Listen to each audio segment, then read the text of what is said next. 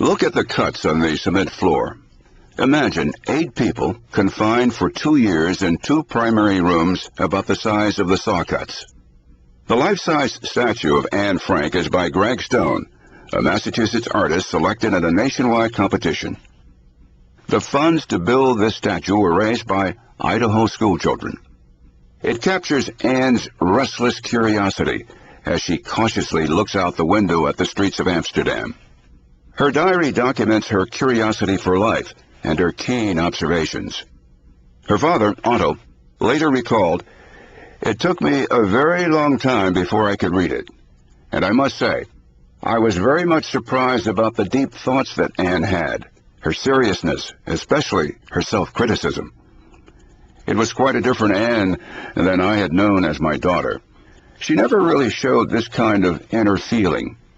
She talked about many things, criticized many things, but what her real feelings were, that I could only see from the diary." 1944.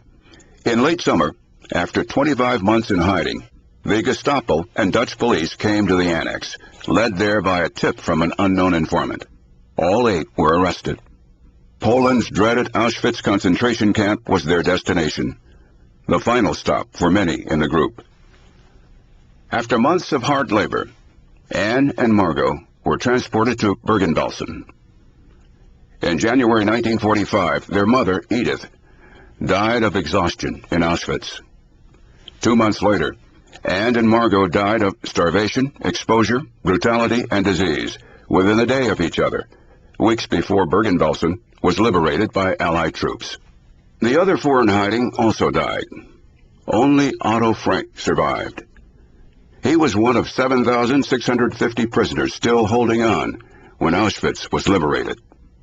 A former helper of the family, Miep Gies, gave Otto the diary found on the floor of the Annex after their capture, saying, "Here is your daughter Anne's legacy to you." In 1947, the diary was published in Dutch and in English 5 years later.